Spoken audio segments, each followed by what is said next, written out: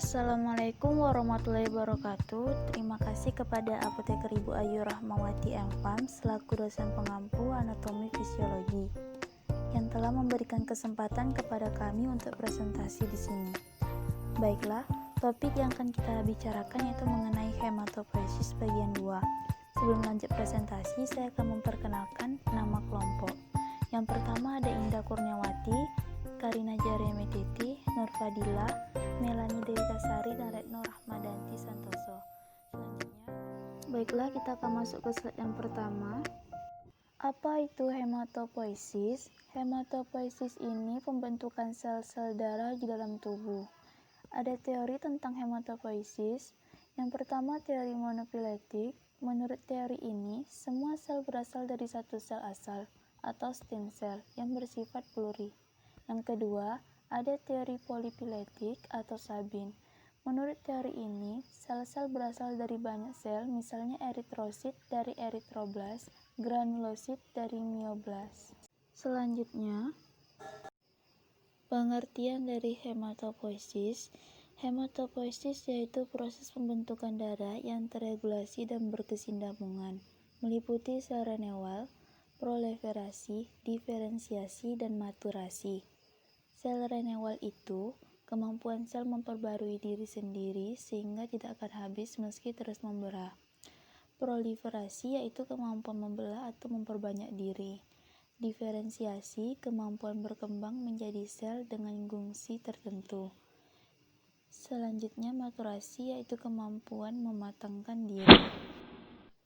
Tempat terjadinya hematopoiesis yaitu hematopoiesis terjadi di semua sumsum tulang merah, seperti tulang pipi, tulang tengkorak, dan sela visula.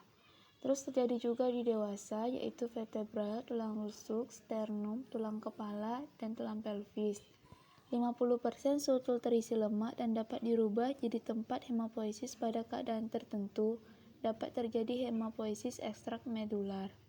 Pada orang dewasa, hematopoiesis fisiologis hanya terjadi di sutul. Hematopoiesis patologis terjadi di luar sutul. Disebut hematopoiesis ekstramedularis. Baiklah, slide selanjutnya akan saya serahkan ke Indah.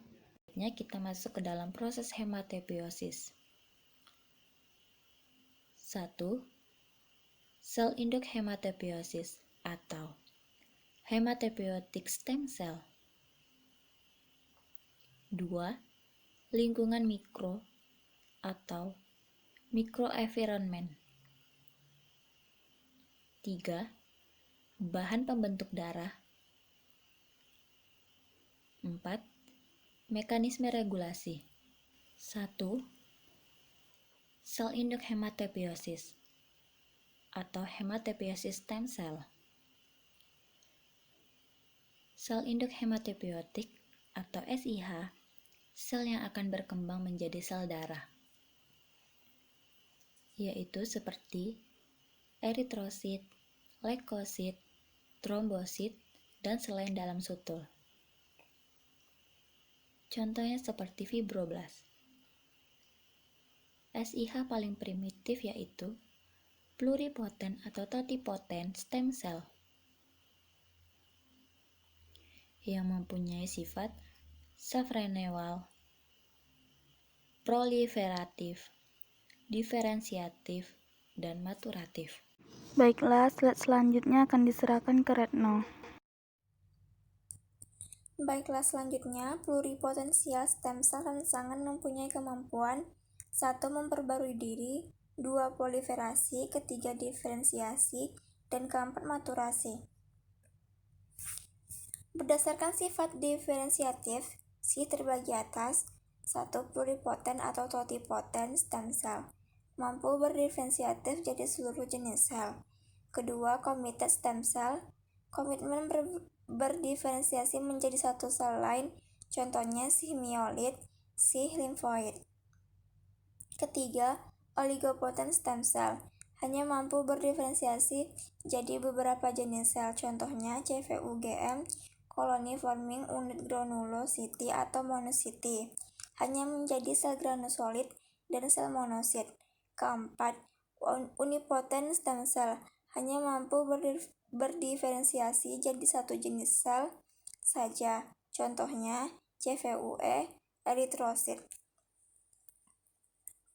Pluripotent stem cell tingkat proliferasinya rendah, unipotent stem cell tingkat proliferasinya tinggi.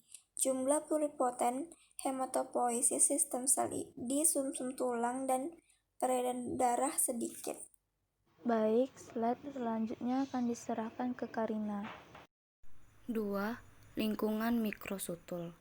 Lingkungan mikrosutul mempunyai fungsi yang pertama, menyediakan nutrisi dan bahan hemapoiesis. Yang kedua, komunikasi antar sel, contohnya adhesi molekul. Yang ketiga, menghasilkan zat yang mengatur hemapoiesis, contohnya sitokin, hemapoietic growth factor, yang meliputi mikrosirkulasi dalam sutul, sel stroma, sel endotel, makrofag, sel lemak, fibroblast, sel retikulum, dan matriks ekstraseluler. Yang ketiga, bahan pembentuk darah. Bahan pembentuk darah itu termasuk dan meliputi sebagai asam folat dan vitamin 12, Fe, Co, Mg, Cu, Zn, asam amino, vitamin B kompleks, dan vitamin C. Baiklah, slide selanjutnya akan diserahkan ke Mela. Gangguan pada hematopoiesis. Yang pertama, gangguan pada sel induk hematopoiesis atau yang disingkat dengan SIH, yaitu keganasan, disfungsi, atau defisiensi SIH anaplastik. Yang kedua, gangguan organ tempat hematopoiesis, yaitu semua kerusakan sutul, fibrosis, infeksi, dan metastase. Yang ketiga, gangguan pada bahan yang diperlukan, yaitu faktor nutrisi dan gangguan hormon proses hematopoiesis. Baiklah, sekian dari presentasi kami. Apabila ada kesalahan dan kekurangan